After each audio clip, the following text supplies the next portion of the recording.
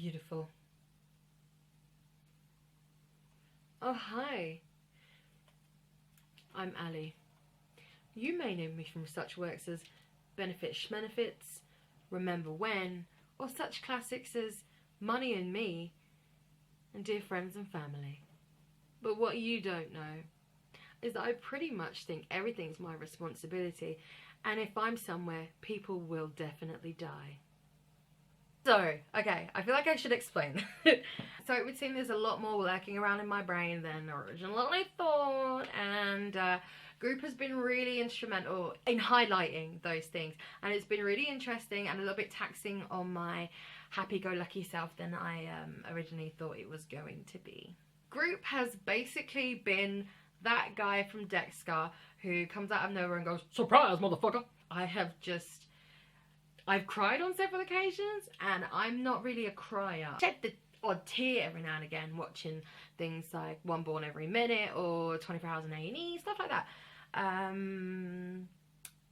Yeah. I mean, it's not very practical when I cry. I puff out, my eyes go red, there's a snot situation, sinus issues, it's a very ugly situation. I don't know how to stop crying as well. I normally have to fall asleep. It's not practical. But group has drawn it out of me. I've very much enjoyed it. But it's also been a lot more, like I said, taxing than I thought it was going to be. The first time I cried, oh, I've got hair in my mouth. Fucking dog.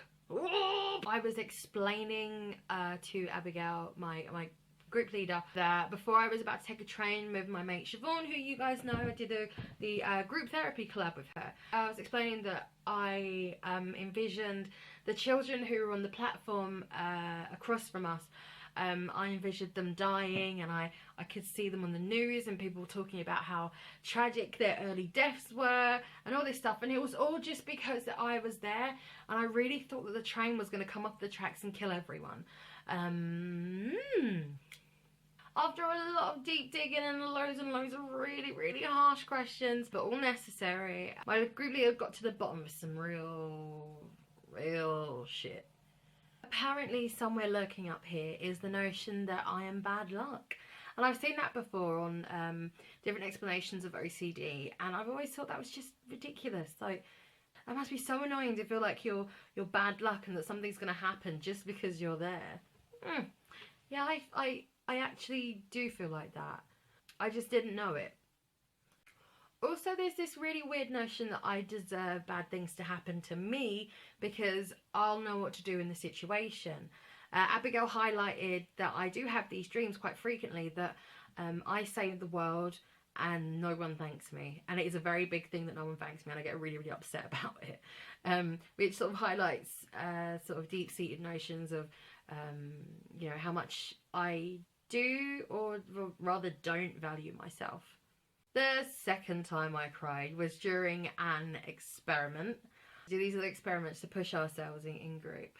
And Abigail wanted to get to, you know, to try and figure out a little bit more about my thing with wet surfaces.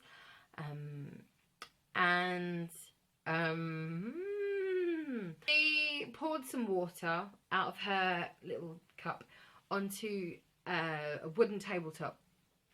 Now with wood, you know, I can't even, I'm getting there.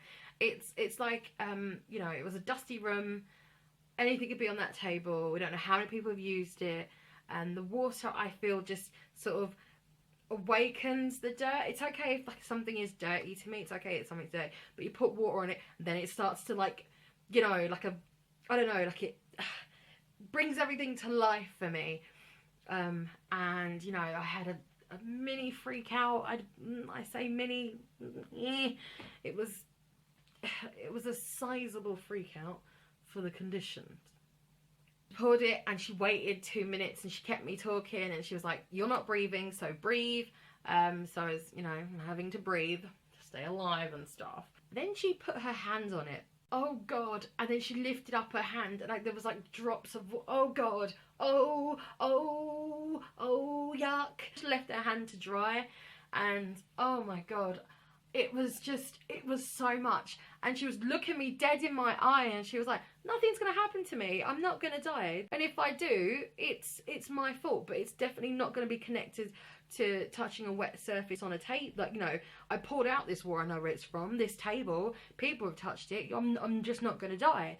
And then she said to me, not everything is your responsibility, it's not your responsibility to keep everybody alive. Hadouken right to my tear ducts and to my solar plexus, because I was just like oh my god, it was really intense.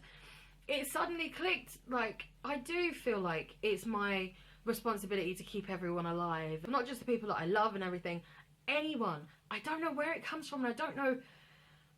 When certain things happen around the world, like the shootings in America of unarmed black people, and especially the kids and the teenagers, there's only so much that I can do with that in terms of consuming images, the words and stuff. There's only so much activism that I can do. The laws over here about disability and stuff like that, even like hunger and all these different world things, there's this part of me that's just like this, and it's itching, and like, you could have done something, you can still do something, you need to save everybody, you need to do this, you need to do that, if this wouldn't have happened if you'd have done this and this and this and this. And it's fucking exhausting, because I want to be active person and take on governments and punch Bill O'Reilly, but I just... So the other thing, which is linked, is that I seem to have this now. For some reason, I feel the slightest thing, like this, or this. Oh, would you like that, by the way? I've already asked you, haven't I? Have you seen those videos? Doesn't matter. This, something, moving something, or something, even me speaking right now, anything and everything, feel like I'm changing the course of history, and I have to be very careful in what I do. So I always do things like, not go somewhere even though I maybe have the energy to go, or I'll not call someone, or I'll do something, or I'll say something. There'll be some course of action that I will take or that I won't take, because I feel like it will change the course of history. And I don't know if that's come from anything that I've watched when I was little, or, you know, something like that. I really wish that I could understand that more. Everything changes the course of history.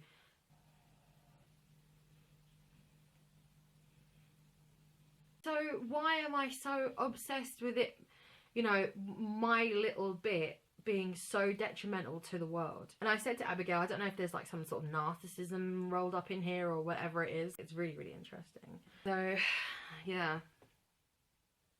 There was more than we originally thought. It is what it is. We've only got 2 more sessions of group, both follow-ups.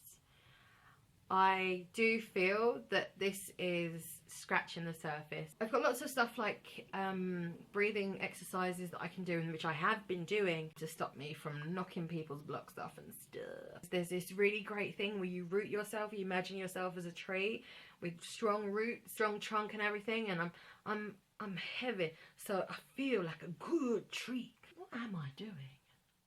It helps, but I really do I do feel when it comes to OCD, this is, you know, I'm just scratching the surface. Leave me a comment down below how your week was. Just, you know, how was your week? Did you manage to get something done that you didn't think you were going to get done? Looking forward to next week? Yeah. As always, like, share, comment and subscribe. Those in that order or any combination is fine by me. Bye, my lovelies. Say what you feel what you say.